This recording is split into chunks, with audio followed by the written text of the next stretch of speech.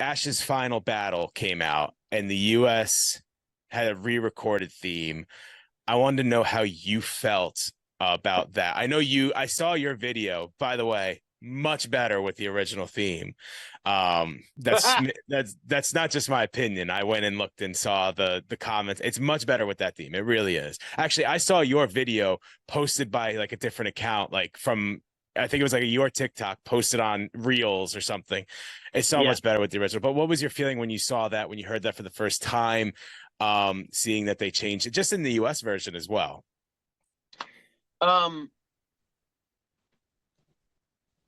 this is a very important sort of thing that I've had to come to terms with. And it's a great thing. What's happened is people have their own experience of the Pokemon theme song independent of the person that's singing the song. At least they did with the original. If it was Michael Jackson up there going, I want to be the very best. Oh, we don't want ever was. It would be Michael Jackson singing it, and you'd have Michael in your mind.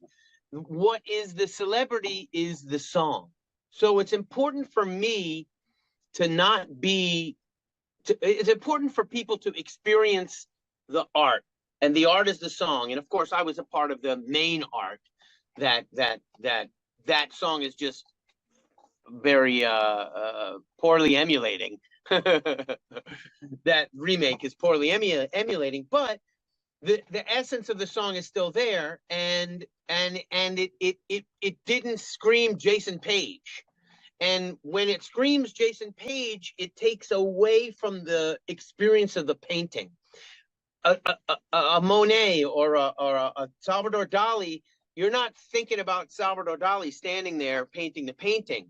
You're just looking at the painting going, whoa, look at this thing. You're experiencing the art. So that's what I want people to continue to experience, the art. And that will always bring more attention back to the original artist. Even if another artist does the song, which there are so many people covering the song, you know, that one guy, that one heavy dude, we're getting ripped tonight. Yeah, And he walks around, I was about to say. the very best. And that guy's got 10 times more success in his social media career because of that than I do in mine for actually being the original guy.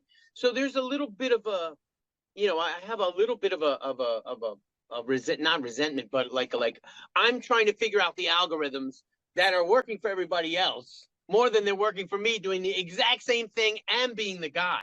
So, and if they're programmed against me, then they're programmed against me. But let everybody else go out there and blast the song out. Let it be 1,000 different versions of it. It's all going to point back to the OG at some point. And I'm made peace with watching so many other people achieve so much greater success than I have, because the success is not about the views. The success is about what it actually does in the world to move people, to change them, to inspire them, to help them grow, and to help them build their careers with a remake of it that does way better than my own personal remakes of it. You know, and it's the art, the things that you leave behind that are the most valuable to humanity, not who takes it and manipulates it for their own benefit. But let them take it. Let the secondary markets go to town, continue to go to town, because it all points back to the OG, even if all of the streaming platforms have eliminated my name as the artist. It doesn't matter. I've put myself out there, and Wikipedia, until they change that, which they can, there'll always be a reference. You contacted me because you found out it was me. If you went to iTunes and tried to download it, it wouldn't say my name there. If you went to Apple Music to download it, it wouldn't say my name there. If you go to Apple Music and download Jonathan Young's version, it'll say Jonathan Young's name. Everybody else is doing way better. So there is a slight bit of resentment. That's just a natural resentment because of my attachment to materialism. But I have to keep reminding myself that the art is what's most important. The impact on humanity is what's most important. And whenever somebody else's version is used, that's just more of my impact on humanity.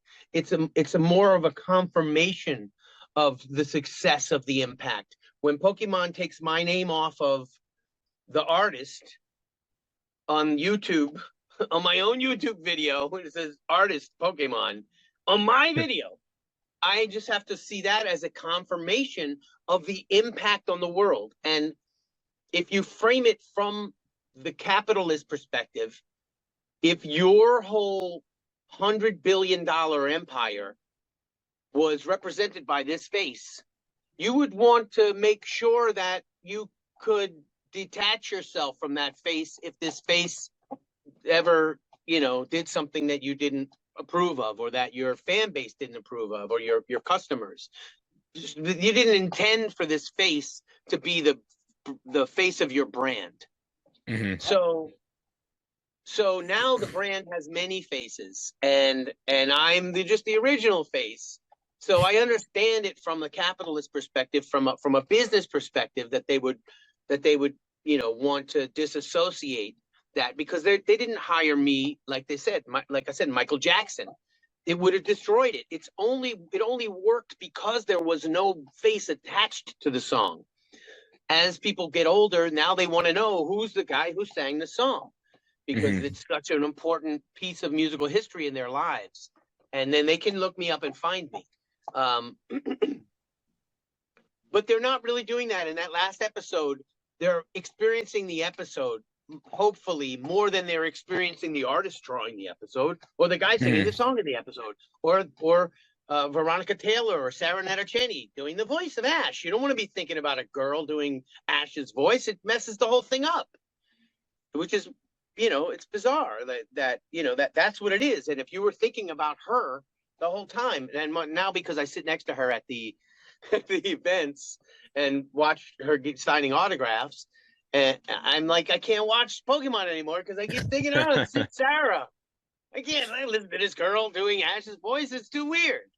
But anyway, the point is, I felt those things, and I come to terms with them by thanking the universe for this art that has had such impact over people, that they are, that there's 1,000 remakes. I think they should have used the Jonathan Young version, personally. But they used this one that they used in the 20th anniversary movie, that they did, by the way, ask me to sing.